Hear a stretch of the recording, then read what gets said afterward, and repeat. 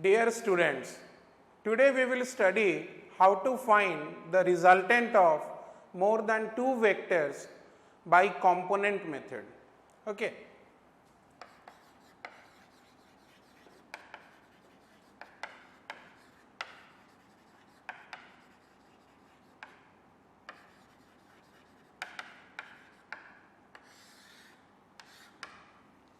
Components already we have studied कि how to find the components of a vector or how to resolve a vector in different directions.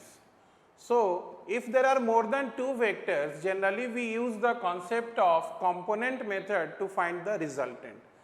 अब देखिए आप resultant में आप क्या पढ़े हैं. फॉर एग्जाम्पल हमने पढ़ा है कि suppose there are two vectors which are along x and y axis, and let us say one vector is having a magnitude of 3 unit and another vector is having a magnitude of 4 unit, and that is in the mutually perpendicular direction. Let us say this is the x axis and the y axis, and if someone asks you to find the resultant of these two vectors, तो मान लो ये हमारा vector है जो कि 3 unit का है और ये वाला वेक्टर थोड़ा सा बड़ा दिखा लिए, ये 4 यूनिट का वेक्टर है.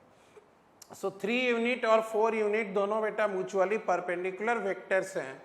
तो अगर हमको इसका रिजल्टेंट निकालना है तो we have studied the parallelogram law कि अगर हम यहाँ पे पैरेललोग्राम कंप्लीट कर दें तो it will take the shape of a rectangle, और जो डायगोनल होगा this diagonal gives the resultant. तो ये रिजल्टेंट वेक्टर होगा. Now the magnitude of this resultant we know कि we can straight away calculate as the length of this line will be the resultant's magnitude.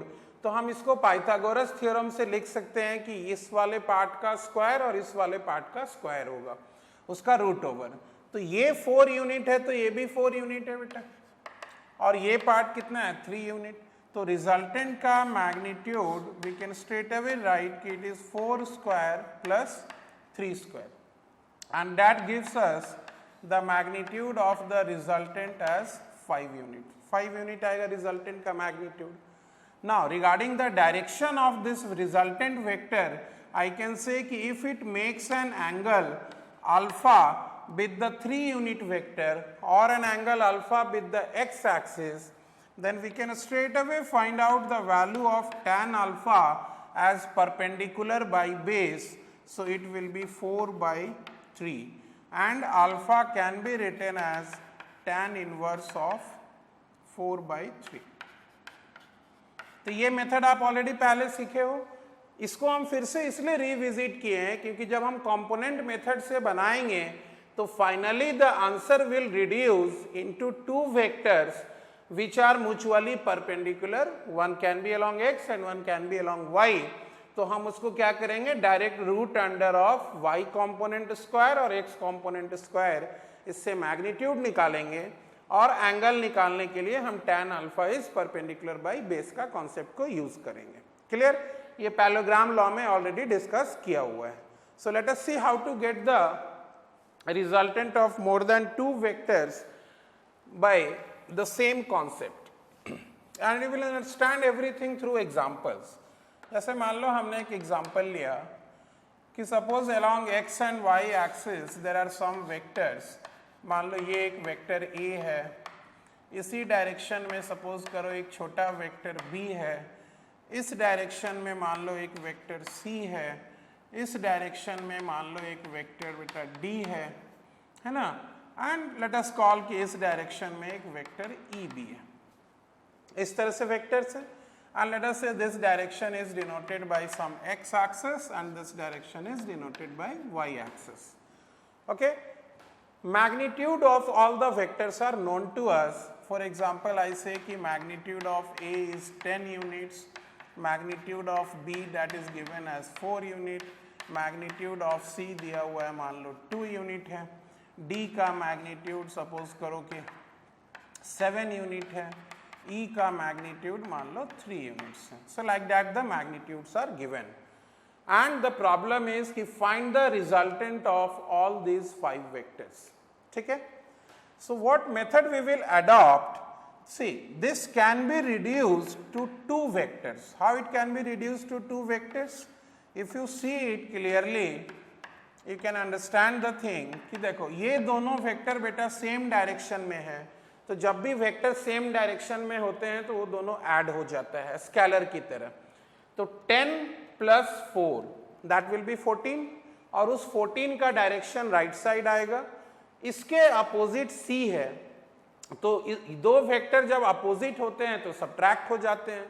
तो 14 - C, so 14 - 2, so 14 - 2 that is giving you 12. That means in this direction we are getting how much? We are getting a vector whose magnitude is how much? 12 unit. एक बार फिर से समझिए, ये दोनों आपस में add हो गया तो 10 और 4 14, सो 14 यूनिट हमारा राइट साइड है, 2 यूनिट लेफ्ट साइड है, अपोजिट वेक्टर सब्ट्रैक्ट हो जाते हैं। सो 14 - 2 and because 14 is a greater value so resultant of these two will be towards right, तो ये हमको मिला कितना? 12 यूनिट। उसी तरह अगर हम y एक्सिस पे देखेंगे तो d का मैग्नीट्यूड 7 है, e का मैग्नीट्यूड 3 है और दोनों एक दूसरे के अपोजिट है, तो 7 - 3 the answer will be 4 units. तो मान लो 4 को हम थोड़ा छोटा दिखा दें, सो this is of 4 units. Clear? अब देखो ये प्रीवियस प्रॉब्लम की तरह रिड्यूस हो गया कि 12 यूनिट इधर है और 4 यूनिट बेटा इस तरफ है, तो अब इन दोनों का कंबाइंड रिजल्टेंट कितना होगा? ये 3 को हम सिंगल वेक्टर से रिड्यूस कर दिए, इस दोनों को भी हम एक सिंगल वेक्टर से रिड्यूस कर दिए। मैग्नीट्यूड ऑफ d ज्यादा था e से, इसलिए रिजल्टेंट का डायरेक्शन अपवर्ड है। Now again if I use the parallelogram law here and complete the parallelogram, so this will give you the resultant. ये हमारा रिजल्टेंट वेक्टर आएगा और इस रिजल्टेंट वेक्टर का जो मैग्नीट्यूड होगा, so magnitude of the resultant vector we can straight away say कि from Pythagoras theorem ये 4 यूनिट है तो ये भी 4 यूनिट है और ये 12 यूनिट है, so we can write it as 12 square plus 4 square, that is equal to root over of 144 plus 16 and that is root over of 160. ठीक है? So that will give the magnitude of the resultant. Correct? अब इस resultant का angle अगर हम x axis के साथ या 12 यूनिट के वेक्टर के साथ बताएं तो वी कैन से कि tan अल्फा कितना लिख पाएंगे हम? tan अल्फा को लिख पाएंगे perpendicular by base. So perpendicular पे यहाँ पे कितना है? 4 यूनिट है, बेस पे 12 यूनिट है, so that is equal to 1/3 and alpha can be given by tan inverse 1/3। और tan इनवर्स 1/3 किसके साथ एंगल है?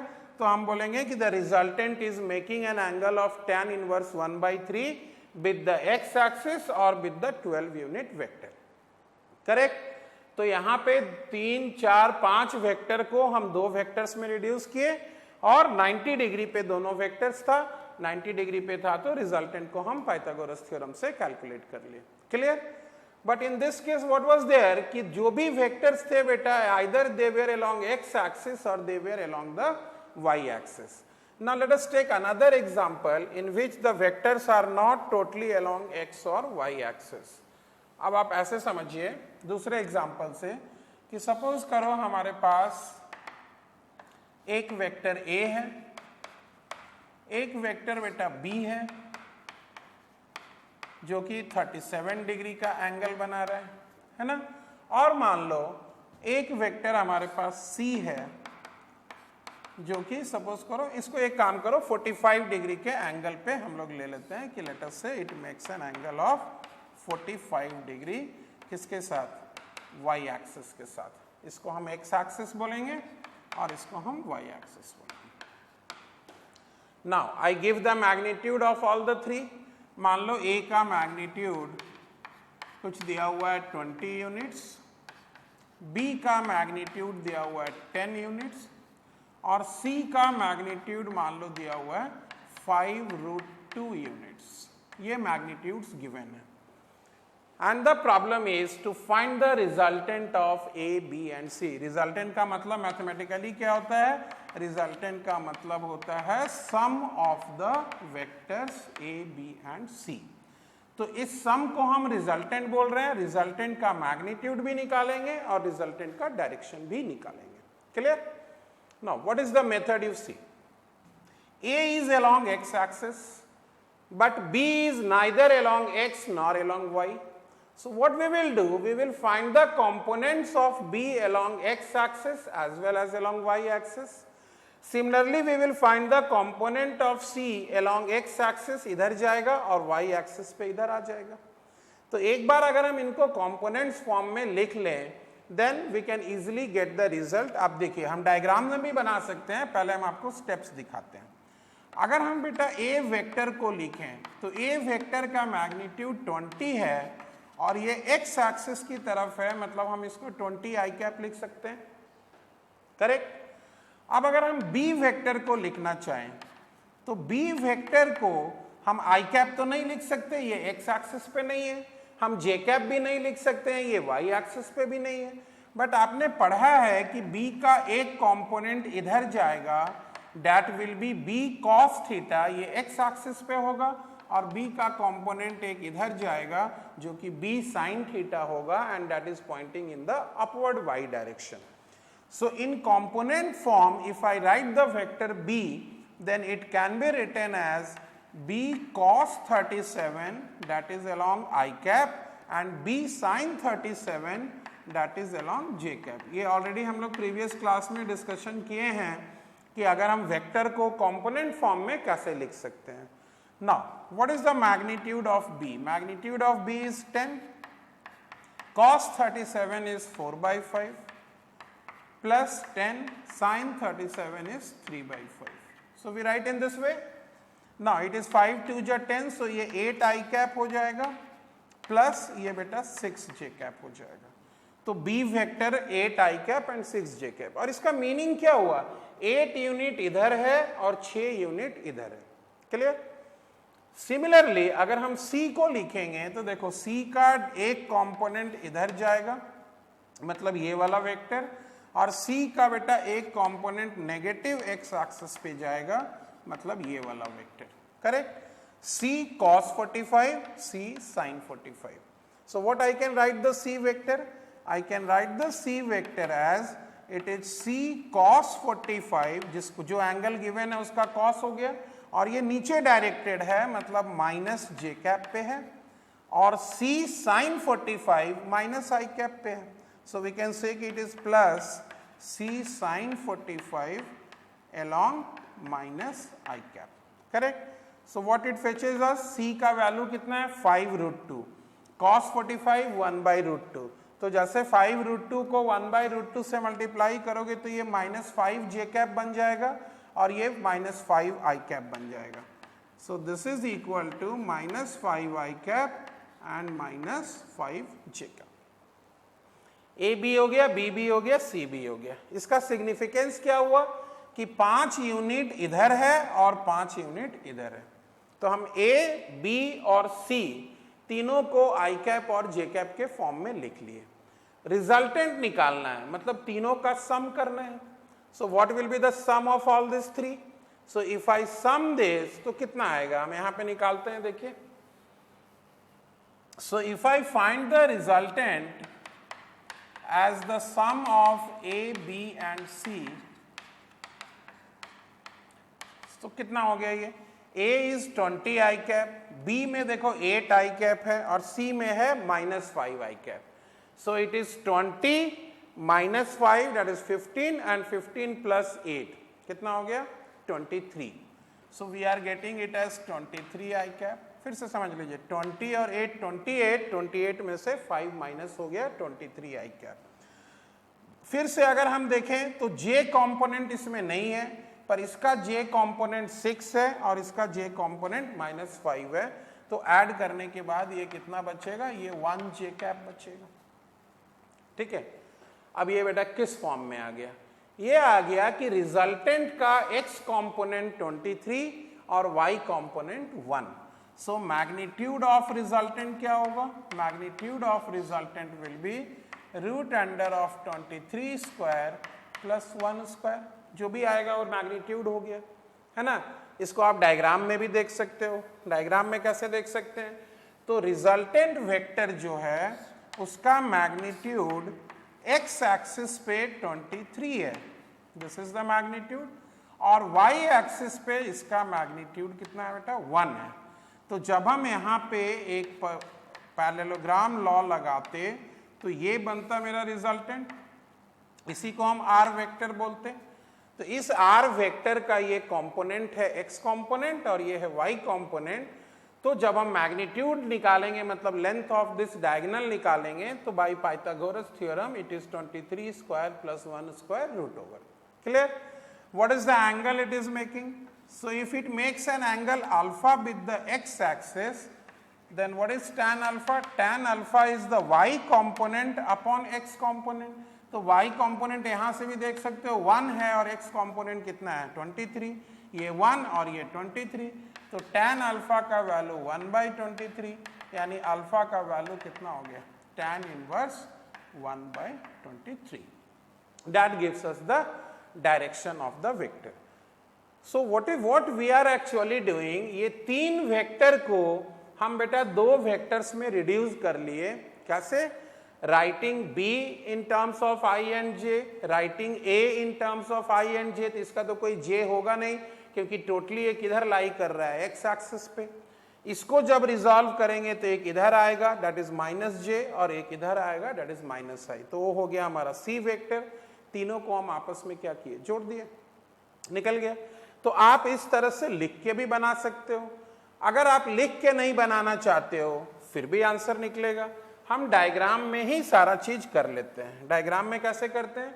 ठीक है, मैग्नीट्यूड ऑफ ए हमको मालूम है, बी का मैग्नीट्यूड, ए का मैग्नीट्यूड कितना था 20। तो हम अगर एक नया फिगर में दिखाएं तो हम बोलेंगे इधर की ओर ए है मतलब ए का मैग्नीट्यूड 20, b का मैग्नीट्यूड इस तरफ जो आएगा वो b cos 37 आएगा।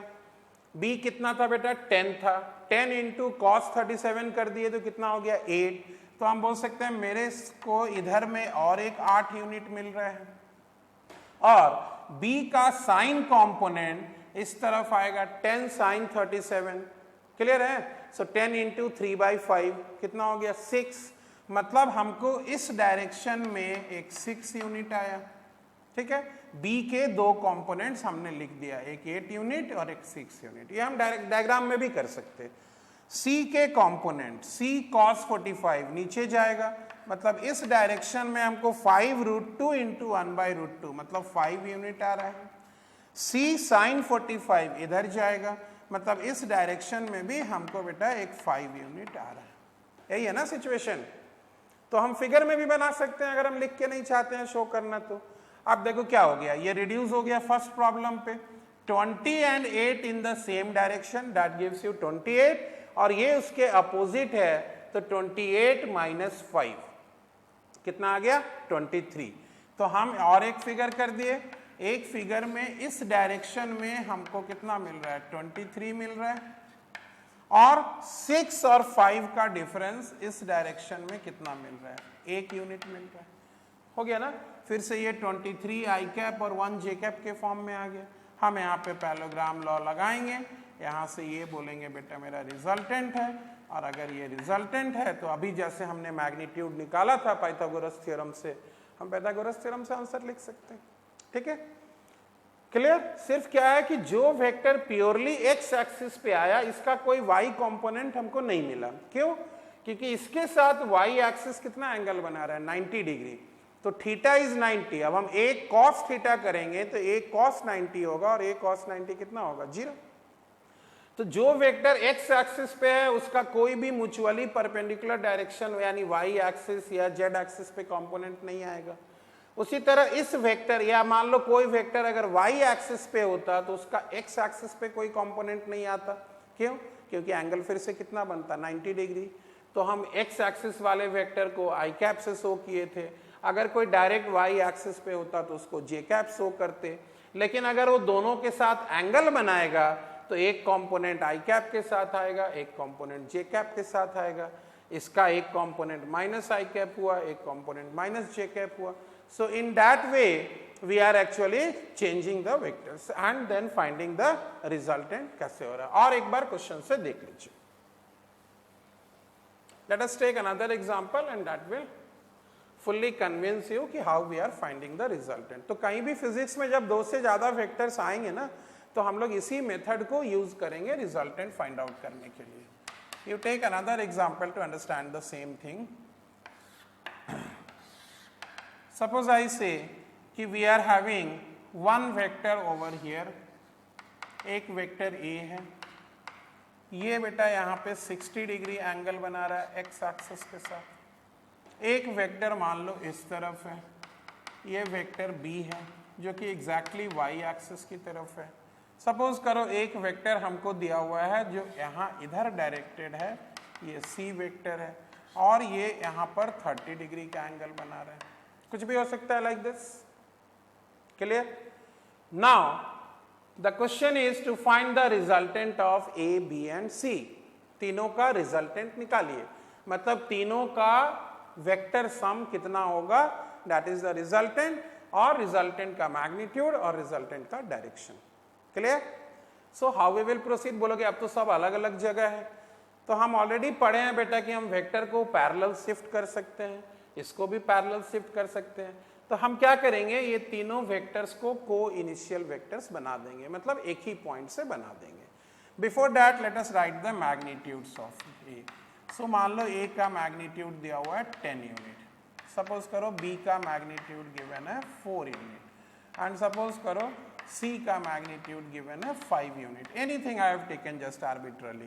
ठीक है? सो वेरी फर्स्ट थिंग हम क्या करते हैं, तीनों को को इनिशियल बना के सोचते हैं. तो मेरा डायग्राम बेटा ऐसे हो गया. यहीं से ए दिखा दिए,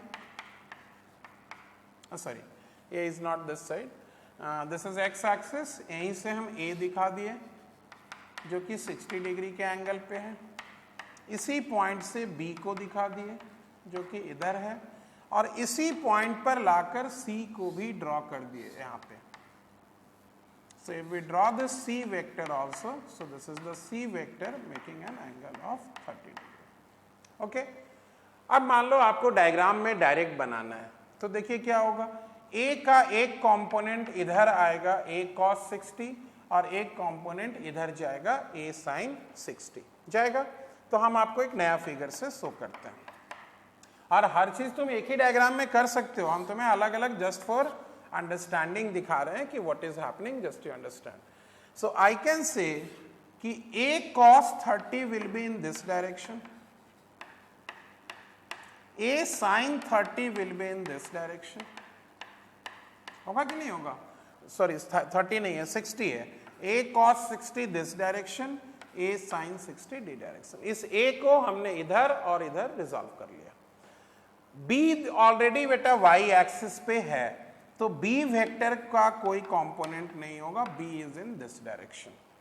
अब अगर हम C की बात करें तो देखो C का एक कंपोनेंट इधर आ जाएगा C cos 30 और एक कंपोनेंट इधर चला जाएगा C sin 30.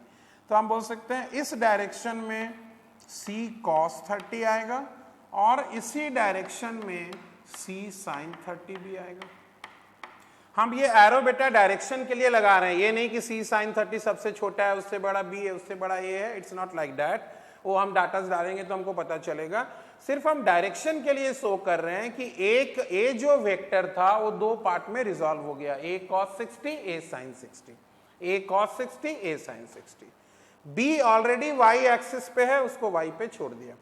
C जो वेक्टर था, जब हम यहां से प्रोजेक्शन डालेंगे तो ये C cos 30, यहां प्रोजेक्शन डालेंगे तो ये C sin 30. So C sin 30 is pointing in the upward direction, C cos 30 is pointing in this direction. है ना? तो आप देखिए ये प्रीवियस की तरह हो गया कि नहीं. ये और ये आपस में सब्ट्रैक्ट हो जाएगा और उसका नेट इफेक्ट एक्स एक्सिस पे होगा. अगर ये वाला बड़ा हुआ तो नेट रिजल्ट राइट साइड जाएगा, ये बड़ा होगा तो नेट रिजल्ट लेफ्ट साइड जाएगा. और ये तीनों बेटा सेम डायरेक्शन में है, मतलब they will add together and the net will be in this direction. यही हो रहा है ना? तो अब अगर हम साथ में सपोज करो वैल्यूज भी लगाने लगे तो A cos 60 कितना है? A is 10 unit, cos 60 is how much? sin 60 √3/2, cos 60 half. तो A इंटू हाफ हो गया, मतलब 10 into half. So this will give you how much? 5 units. a sin 60 का वैल्यू हो जाएगा 10 into √3/2, so this will give you 5√3। b का magnitude already 4 है। अब हम c का देखें तो c का वैल्यू 5 है, sin 30 मतलब कितना आ जाएगा हाफ, तो c का वैल्यू बेटा 5/2 होगा। और cos 30, that cos 30 is √3/2, so it will be equal to 5√3/2।